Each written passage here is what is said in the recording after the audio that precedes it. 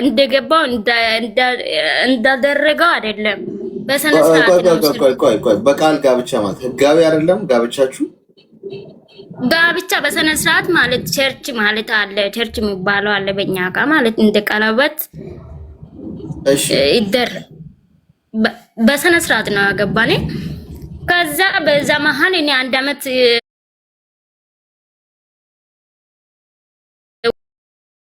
አንቺ ምን አገባሽ መውለድሽ መሆንሽ ሁሉ ነገር አውቃለሁ አይደለም። ጸባይሽ በቃ ይመቸኛል። እኔ ወድጄሻለሁ ኖራለሁ ካንቺ ጋር ይለኛል። እኔ አልኖርም። እኔ አላማ ያለው ሰው ነኝ። እንዴት መኖር ይችላለሁ እላለሁ።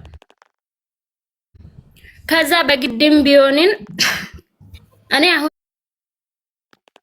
በዚህ ሰዓት ስደት ላይ ነኝ እና ፓስወርድሽ አወጣለሁ ውጭ ሀገር ትሄጃለሽ አለኝ። አወዳለሁ አልኩት። ማሄድ ፈልጋለሁ አልኩት። በስበስ ሙሉ በሰብ አለ ገጠር ሰው ናቸው። እኔ አልፈልግም እነሱም ማስጨነቅ አልፈለግኩ። ከዛ ወጥቼ ራሴ የሰራው ያለው ፓስወርድ አወጣልኝ በራሱ ብር ማለት እኔ ከጓደኞቹ ጋር ነኝ።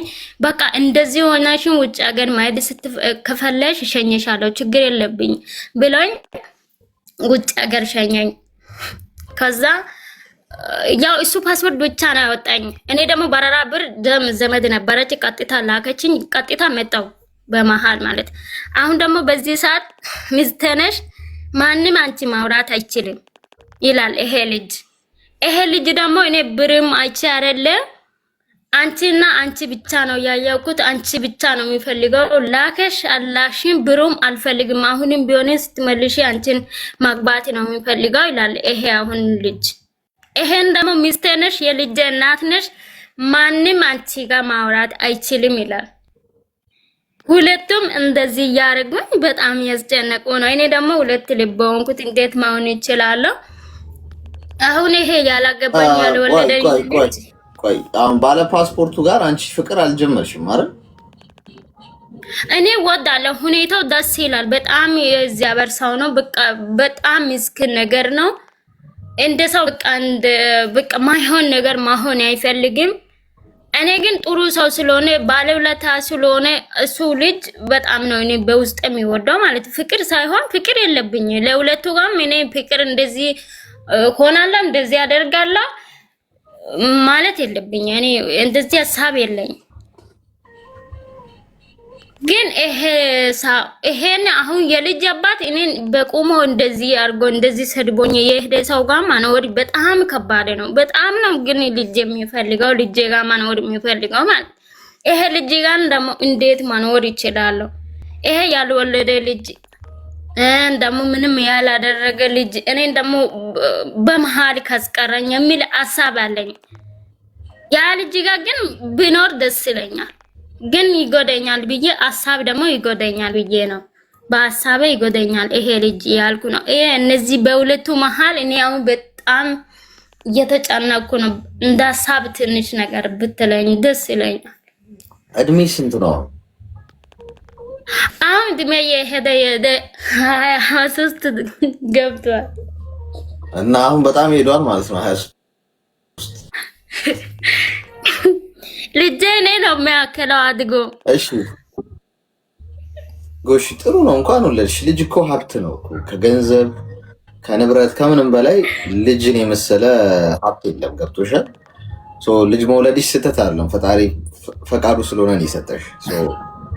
ጥሩ ነው እንደውም ከልጅሽ እኩያሽ ሆነ ማለት ነው። እሺ ሚውት አድርጊና አዳምጪኝ እስቲ። አሁን ከሁለቱም ሰዎች ራቂ። እሺ መጀመሪያ አሁን ዳኝ የካደሽ እሱ ኦልሬዲ ሌላ ህይወት መስርቷል፣ ክዶሽ ሄዷል።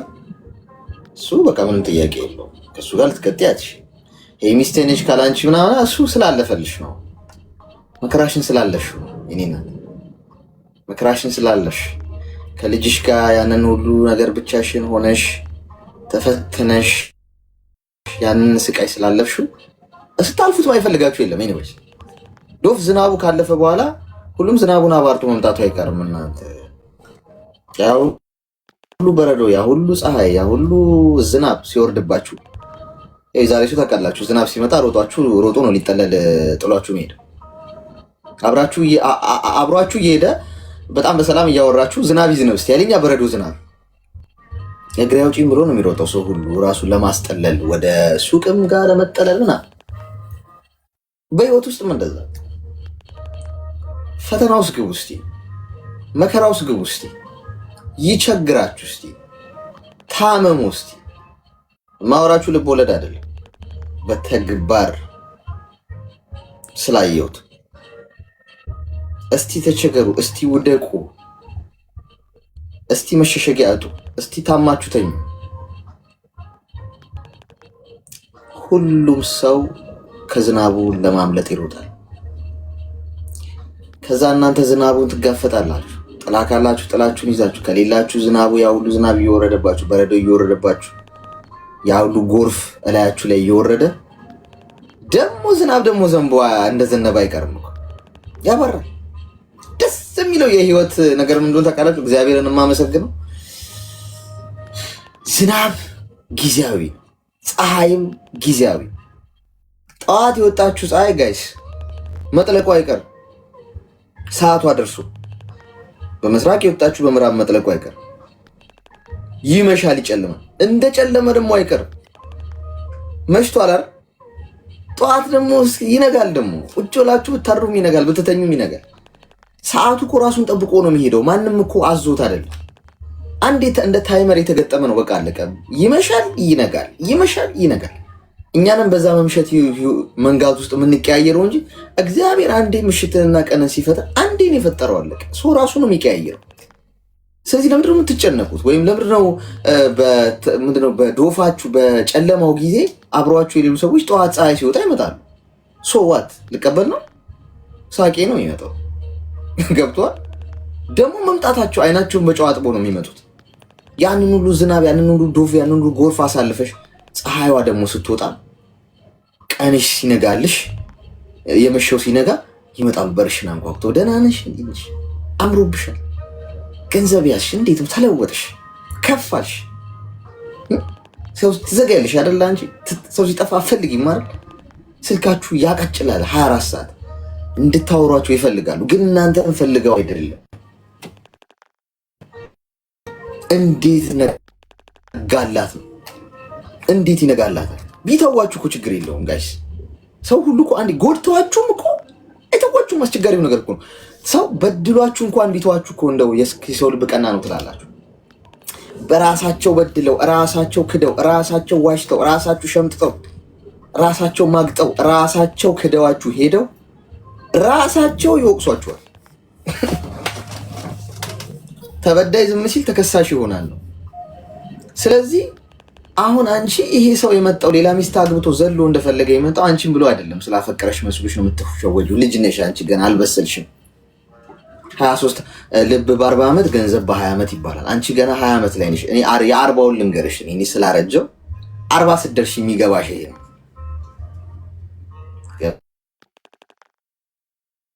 እድሜም ያስተምራል። ስለዚህ አሁን አንቺ ተረጋጊ።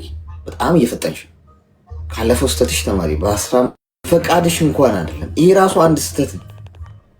ጠልፎ ያገባሽ ሰው እንዴት ነው ድጋሚ ደግሞ ክዶሽ ሌላ ሚስት አገባ በላይሽ ላይ በትዳር ላይ ትዳር። አሁን ብሰይ የኔ እናት ተረጋጊ፣ ፍሬን ያዥ። ሁሌ ልጁነት የለም።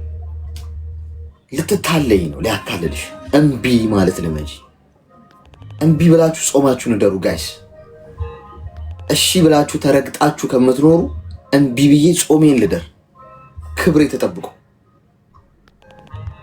አንድ ይሄንን በዚህ ትገያለሽ። እዚህ የከሃዲውን ሰውዬ አታናገሪውም። ስልኩ ላይ የለም። ስለሱ አትሰሚም፣ ስለሱ አታወሪም። ቁጥርሽን ትቀይሪያለሽ። ተጠናቋል። ምን አረገ፣ ምን በላ፣ ምን ጠጣ አያገባሽም። እሱም አይከታተልሽም። አንቺም ጥፊ ከዛ አካባቢ። ሁለተኛው ሰው ነይ አንቺ ነው የምፈልገው ሚስቴ ነሽ ምናምን የሚልሽ ጥሩ ሰው ስለሆነ ነው ብለሽ አትደምድሚ። ሁሉም ሲጀማምረው እንደዚህ ነው። አየሽ፣ ካለፈ ስህተት መማር ማለት ባለፈው ህይወትሽ አምነሽ ገብተሽ ተሸውደሻል። አሁን አንድ ሰው ፍቅር ስለተጫወተ ብቻ አታምኚው። ትምህርት መውሰድ ማለት ይሄ ነው። ተካዳችኋል ጋይስ። አንዴ መሸወድ ኖርማል ነው። አንዴ ልትክደኝ ትችላለህ፣ ችግር የለውም። ያንተ ጥፋት ነው። ሁለተኛ እንድትክደኝ እድል ከሰጠው ወይ ሁለተኛ እንድትጎዳኝ እድሉን ከሰጠው ቀሽሙ እኔ ነኝ። ስለዚህ አሁን ሁለተኛ ጊዜ ሰው እንዲጎዳሽ እድሉን ከሰጠሽ አንቺ ነሽ ችግር ያለብሽ። አሁን መመዘኛሽ አፈቀርኩሽ፣ ወደድኩሽ፣ ሳምባዬን ላውጣልሽ፣ ጨጓራዬን ልዘርግፍልሽ ስላለሽ አታምኚው ማለት ነው። አሁን ለማመን ረጅም ርቀት ትይጃለሽ፣ በጣም ጊዜ ትወስጃለሽ፣ በጣም ታሰላስያለሽ፣ ተግባሩን ታያለሽ። በደንብ አጢነሽ ነው ትዳር ውስጥ እንኳን መግባት ካለብሽ። ገና 23 ዓመትሽ ነው። ትዳር ውስጥ ለመግባት ቢያንስ 26 ዓመት ምናምን ግቢ። እስከዛ ድረስ ስራ ስሪ፣ ገንዘብ ያዥ፣ እውቀትሽን አዳብሪ፣ ጠንካራ ሴት ሁኚ፣ ፕላን እቅድ ይኖርሽ፣ ግብልሽ ያተኩሪ። ትዳር ምናምን ሲሆን አሁን ሬዲ አይደለሁም ለዛ አሁን ጊዜ ለዚህ ነው ብለሽ እዛ ነገር ላይ ሩጭ። ጸሎት አድርጊ። እግዚአብሔር አንተ የፈቀድከው ይሁን ጊዜ ቢፈጅም ብለሽ እድሉን ለሱ ስጭው እና በርሽን ዝጊ ጥርቅምቅም አድርገሽ። የእግዚአብሔር ፈቃድ ከሆነ ያንን በር ሰብሮም ቢሆን ይገባል። አንቺ ዘግተሽ እንኳን ልብሽን የሚያሸንፍ ይመጣል። ስለዚህ ከሁለቱም ሰዎች ጥፊሽ መክረሽ እሱ ተገባባ። በጣም ነው የተገባባውኩት። አመሰግናለሁ አላክስ፣ በጣም ነው ማመሰግነው ጌታን። እሺ እናት አመሰግናለሁ። ተባረክ። አሜን አሜን አሜን። መርፌው በጣም ሰርቷል ማለት ነው። ይሄ መርፌ ይቀመም በብዛት ይመረታ። ቤት ለቤት መከተብ ያለብን ይመስለኛል። የቤት ለቤት ክትባት እንጀምራለን። ዶር ቱ ዶር ሰርቪስ መስጠት እንጀምራለን። በነገራችን ላይ 2300 ሰዎች ከላይ ከስሜ ጎን ያለውን ልብ ቅርጽ ምልክት እየነካችሁ ሜምበር ሁኑ። እሺ ሜምበር ያልሆናችሁ ሁላችሁ ሜምበር ሁኑ። ጤና ይስጥልኝ አሌክስዬ፣ እንዴት ነህ? እግዚአብሔር ይመስገን። እንኳን ደህና መጣሽ። እኔ በጣም ነው የማመሰግነህ። የፕሮብሌም ባይኖረኝም በፍቅር ሁሌ ደስ ትለኛለህ። ጠዋት ቁጭ ብዬ ቡናዬን እየጠጣሁ ነው ማይ ከአንተ ብዙ እማራለሁ። ጠዋት ነው አንቺ ጋር አሁን? አዎ ጠዋት ነው። እሺ። እና ላመሰግንህ ነው የገባኝ። በጣም በጣም በጣም ነው የማመሰግነው። እሺ እሺ እሺ።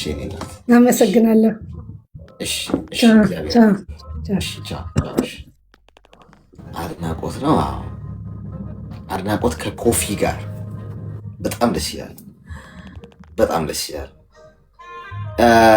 ሜምበሩ ኑ። እሺ ከላይ ከስሜ ጎን ያለውን ልብ ቅርጽ ምልክት እየነካችሁ ሜምበር ያለው ናችሁ ሰዎች ጤና ይስጥልኝ። ሰላም አሌክስ፣ እንዴት ዋልክ? ሰላም። እሺ ብዛ ምን እንታዘዝ? በጣም ነው ማዳመጥክና እና ምክርህን ፈልጌ ነበረ። እሺ በሚገባ ንገሪ። ማለት እኔ ባለ ትዳር ነኝ፣ የ3 ልጆች እናት ነኝ እና አሁን ያለሁት የሰው ሀገር ነው እና ከባለቤቴ ጋር አንዳንድ እንጨቃጨቃለን፣ ያው ብዙ ጊዜ ማለት ነው። እሺ ማለት በቃ ምን መሰለክ የሆነ እሱ ግዴለሽ ነገር ነው፣ ለነገሮች ትኩረት አይሰጥም። በቃ የሆነ አለ አይደለ ችለተኝነት ማለት ነው። እና በዛ ምክንያት ደግሞ እኔ ለምን ይሆናል ምናምን የሚለውን ነገር እናደዳለሁ ማለት ነው። እንትንም ችላም በማለቱ ምክንያት ነው እኔ ወደ ሰው ሀገር የመጣሁት ማለት ነው። እና የት ነው የሚኖረው እሱ? እኔ አረብ ሀገር ነው የምኖረው። እሺ። እና በቃ የእቅዶች ምናምን አያወጣም። የሆነ ነገር ስታወራው እሺ ነው የሚለው፣ ተግባር ላይ አይውልም። በቃ በዛ ምክንያት በጣም ነው እኔ እንትን የምለው ማለት ነው። እሺ። እና በቃ በሰው እንትን ብየዋለሁ። በቃ እሺ ይልና ዝም ነው የሚለው። በቃ በቤተሰብም በምንም በቃ አስተካከላለሁ፣ እሺ ያደርጋለሁ ምናምን ይልና ተመልሶ እዛው ነው የሚሆነው ማለት ነው። ተግባር የለውም። ይሄ ነው ችግሩ።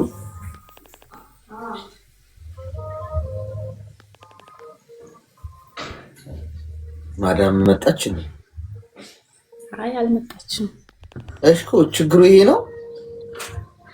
ይሄ ነው በቃ። እና እስከመቼ የሚለውን ነገር እስከመቼ ምናምን የሚለውን ነገር በጣም እንላለን።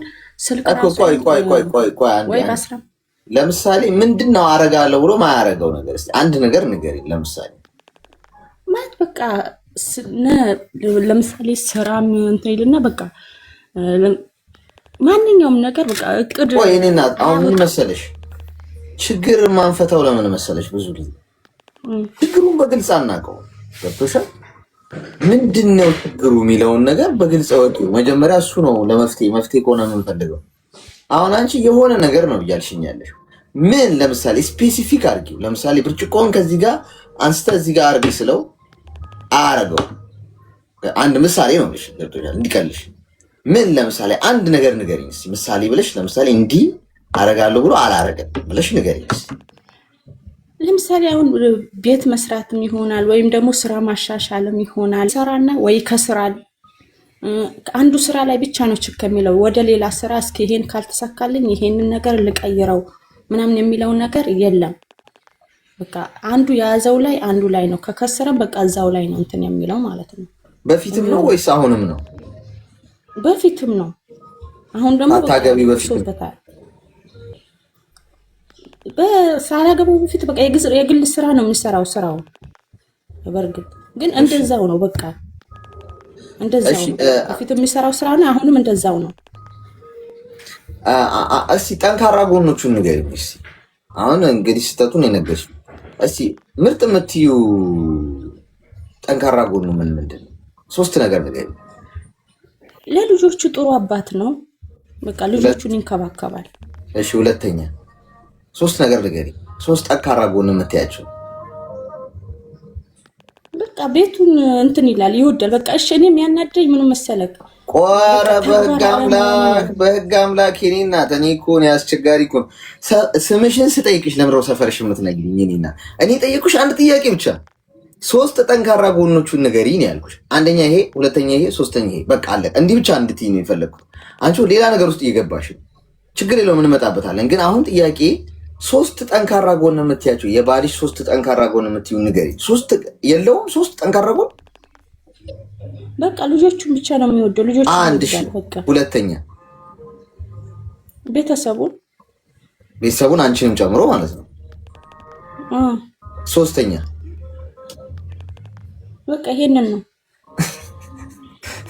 እሺ ሚውት አድርጊና አዳምጪኝ። እሺ እኔ እኮ ጋይስ እኔ ኔጌቲቭን ነገር ስለምናይ ጠንካራ ጎን መናገር በስመ አብ። ይሄ ማለት በታሪክ የሰዎችን ጠንካራ ጎን ለማየት ጊዜ የለን።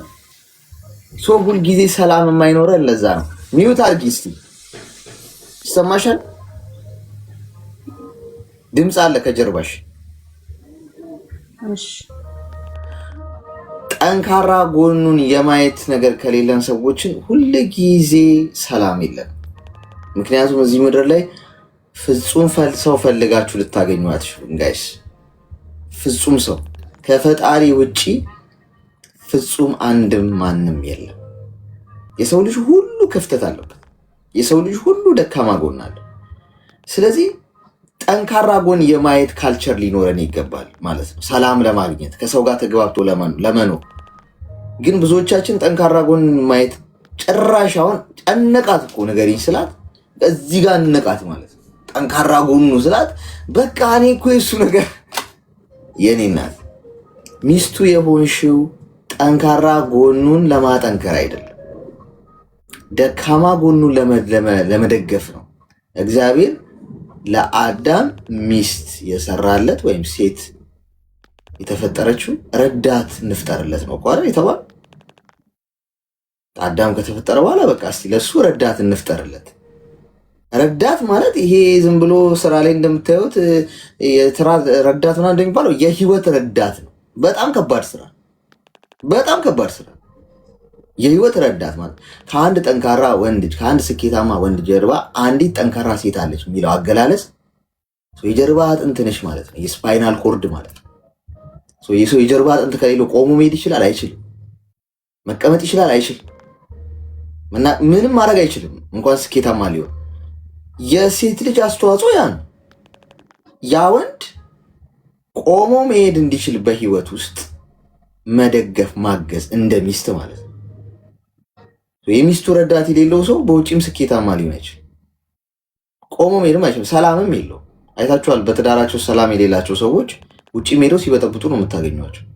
ብቻቸው መንገድ ላይ እያወሩ ነው የሚሄዱት። በትዳሩ ደግሞ ምርጥ ሚስት ያለችው ልባም ሚስት ያለችው ወንድ ሁሉም ቦታ ስኬታማ ነው። የሄደበት የረገጠው መሬት የሰራው ሁሉ ይበዛል። የነካ ሁሉ በጣም ሰላሙ ደስ ይላል። ገብቶሻል? አንቺ ይሄ ድክመቱ ነው ብለሽ እሱን ጀጅ ማድረግ የለብሽም እያልኩሽ ነው። ምክንያቱም ድክመቱን እሱ ይህን ለማገዝ ነው ፈጣሪ ሚስት ያደረገሽ። እሱ ዋናው እኮ አንቺ በቃ ተግባርሽን ረሳሽው። እንደውም እሱን እንደ ድክመት እየተችሹ እየመታሽው ነው እንደ መምቻ ዱላ። ለዛ ነው እኔ በፊት የነበረ ነው ወይስ አዲስ የመጣ ነው ስልሽ በፊትም እንደዛ ነበራሽ። አየሽ ተፈጥሮ ነው ማለት ነው ይሄ ሰው። ምናልባት ጠንካራ ጎኑን ንገሪኝ ደግሞ ብልሽ የሚገራርሙ ጠንካራ ጎኖች ልትነግሪኝ ትችያለሽ። ግን አንቺ አልፈለግሽም። ለምን? ኦልሬዲ ትኩረትሽ ምኑ ላይ ነው? ደካማ ጎኑ ላይ። አንቺ አይንሽ እዛ ላይ አርፏል። ተኩላና በግን ብታሳድጊ፣ የተኩላ ግልገልና የበግ ግልገል ብታሳድጊ ለየትኛው ነው ምግብ የምትሰጪው ነው ህይወትሽን የሚለየው። ያ ለበጉ እያመገብሽ ከሆነ በጉ ያድጋል። ተኩላውን እየመገብሽ ከሆነ ተኩላው ያድጋል። ያደገው ነገር ምን ያደርግሻል? ተኩላው ይበላሻል ኦልሬዲ። በጉ ምንድነው? ስለዚህ አንቺ እየመገብሽ ያለሽው ምንድነው? መጥፎ ነገር፣ ኔጌቲቭ፣ እንደዚህ ጽፋት አለው፣ እንዲህ አያረግም፣ እንዲህ አያረግም፣ አይሆንም የሚለውን ብቻ። ስለዚህ ህይወትሽ በሙሉ ሰላም የለሽ። ስለዚህ ከዛሬ ጀምሮ ነቃ ብለሽ ምን አድርጊ? ይሄንን ተቀበዩ ማለት ነው። ለመቀየር አትሞክሪ። ምክንያቱም ይሄ ሰውዬ ተፈጥሮ ነው። በቃ እንዲህ ነው የተሰራው። ችላ ይላል፣ ትኩረት አያረግም። መሻሻል ላይ በጣም ደካማ ነው። የአንቺ ረዳትነት እዚህ ላይ እኮ ነው። እንዲሻሻል ደገፍ ማድረግ፣ አይዞ በርታ፣ ጎበዝ ነህ እንኳን ማድነቅ ልመዱ። እስቲ ሴቶች፣ እስቲ እዚህ ውስጥ ያላችሁ ማለት ነው እንደው ኦነስት ጠይቃችሁ ሁላችሁም አንቺንም ጨምሮ ባላችሁን ካደነቃችሁት ምን ያህል ጊዜ ሆናችሁ? ባላችሁ እውነቱን ሳትዋሹ ባላችሁን የምር ጎበዝ ነህ አንተ በጣም ነው መኮራብህ። በጣም እኮ ይሄ ጠንካራ ጎን እኮ በጣም ነው የሚያስገርመኝ። ያንተ ይሄ አስተሳሰብ እንዲህ የምታስበው ነገር የውስጥ አድርቄው አላውቅም። ይሄው ችግር፣ ስህተት፣ ጥፋት፣ ሬድ ላይ ተወየው ያብዳል። ጭራሽ አንቺን ነው ማየት የማይፈልግም። ብታደንቂው ግን ስህተቱን ሁላ ራሱ ያርመዋል። የእውነት ብዙ ስህተት እየሰራ እኔ እኮ ከዚህኛው ነገር ይሄኛው ነገር ነው የሚመችኝ እኮ በጣም አንተ አሜዚንግ የሆነ ማይንድ ነው ያለ። እንዴት እንደምኮራ በእኔ ወንዶች ሁሉ ቀርተው እዚህ ምድር ላይ ማለት ሁሉም እንትን ብሎ ብቻዬን ብቀር እንኳን እኔ ከአንተ አይነት ወንድ ውጭ ከአንተ ውጭ መመርጠው የለም። በጣም ነው አንተን በማግባቴ በጣም የምኮራው። በሉት እስቲ ወንድ ልጅ አድናቆት ይፈልጋል ጋይስ። ባላችሁ ከእናንተ ሪኮግኒሽን ይፈልጋል ከሴቶቹ። ሴት ልጅን ምንድነው ተንከባከባት፣ እንደ ብርጭቆ በጣም ልትሰበር ትችላለች፣ በደንብ ተጠንቅቃ ያዛት እንደሚባለው ወንድ ልጅ እንትን ይፈልጋል፣ ሪኮግኒሽን። በርታ፣ ጎበዝ፣ አንተ ትችላለህ ምናምን ይፈልጋል። ይሄ ተፈጥሯችን ነው። ባይዞ የምር ፊልም እናደርገው የምንጋራውን ስሜት ነው የምነግራችሁ። የእውነት ሚስቱ ከምትጨቀጭቀውና ሚስቱ ከምታመሰግነው አፕሪሼት ከምታደርገው ወንድ ሁለቱን ቁጭ አድርጋችሁ ብታወሯቸው ማይንዳቸው ኮምፕሊትሊ ይለያያል። ስለዚህ ባላችሁን አድንቁ እስቲ። ስህተት ቢኖር እንኳን ስህተቱን ብቻ አትንገሩት። ጥሩ ነገሮችንም የመንገድ ልምድ ይኖራችሁ። ከዛ ሲሻሻል ታዩታላችሁ። ስለዚህ ጥፋት 1 ተሰደሻል፣ ስደት ላይ ሆነሽ እሱን እየወቀሽ ነው። ጥፋት 2 ችግሩን መቀበል አለብሽ። ተቀበዩና ወደፊት ሙቭ አድርጊ፣ አግዢ። በዛ ሁኔታ ላይ እሱ ማድረግ ያልቻለውን አንቺ አድርጊው። ገብቶሻል? በቃ እሱ ችላችን ላይ ላለ አንቺ ያንን አድርጊው። አንቺ ደግሞ ደካማ ጎኑ ኖሮሽ እሱ ደግሞ ተናገር ቢባል እንዲህ ችግር አለባት እኮ ብሎ ሊነግረን ይችላል። አየሽ፣ ብዙዎቻችን ጣት መቀሰር እንጂ ድንጋይ ሞርወሩ ላይ እንጂ እኔ ኃላፊነቴ ምንድን ነው ብለን አይተናናቅም ሁላችንም።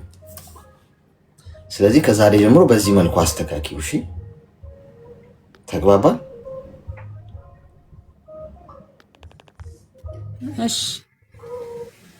እሺ፣ መልካም ቀን። እሺ፣ አመሰግናለሁ። ሚስቶች ባላቸውን አታደንቁ። ወላሂ ያደንቀዋለሁ አልሽኝ። እሺ ጥሩ ነው ካደነቅሽው። የሚያደንቁ ሴቶች ሊኖሩ ይችላሉ። እናንተ ብልህና አስተዋይ ሴቶች ናቸው። ልባም ሴት ማለት ያንን ነው የምታደርገው። ለምንድን ነው ያመሸው? ስልክን ስደውል አላነሳም። ጫማ ክር ተፈቷል። ወገብን ጠበቅ አድርገው። ቲሸርት አልተመቸኝም። አነጋገር አይጥመኝም። ውሃ ስትጠጣ ደስ አትለኝም። የሆነ ነገር ፀጉር አቆራረጥ አይመቸኝም። ምንም አይመቸኝም። እንዲሁ ስትሉ ሰውየው ውጭ ቆንጆ ሴት ሳይ በቃ ልቡ ይሸፍታል። እጭ ደግሞ እዛ ቤት ሊሄድ ነው ዝንዟ በቃ ቤቷ ያስጠለዋል። ችግር እንኳን ቢኖር አትሊስት አፕሪሺየት ብታደርጉ የምር የኛ ስሜት ይቀየራል፣ ሙዳችን ይቀየራል። የምር እግዚአብሔርን ነው የምላችሁ። ወንድ ልጅ ሞክሩትና ከተሳሳቱ እኔን ውቀሽ ማድነቅ ጀምሩ። የእውነት ስትር ነው የሚለው በቃ ልቡ እንትን ይላል። የጀግንነት ስሜት ነው የሚሰማው። በሚስቱ መደነቅ፣ በፍቅረኛው እንደመደነቅ ለአንድ ወንድ ኩራት ነው የሚሰማው። ልቡ በደንብ እንትን ይላል። ስለዚህ አስተውሉ። እንዴት ያለ ነገር ነው ጎበዝ። እኔ እኮ በጣም አስቸጋሪ ነገር ውስጥ እኮ ሁሌ ወቀሳ። ወንድ ልጅ ሁሌ በቃ መወቀስ አለበት። ሄሎ ወይ አሌክሶ፣ ጤና ይስጥልኝ። እንደምን አመሸ? እግዚአብሔር ይመስገን። እንዴት አደራችሁ? እንዴት አረፈዳችሁ? ሁላችሁ ነው 2000 ምናምን ሰው አታየኝም ብዬ ነበር ታውቃለህ። ኧረ ችግር የለውም። ያው በቅደም ተከተልኩ ስለማስገባ ነው። ያ አይ ነው። አንዳንዴ ደግሞ ቁጭ ብሎ መስማት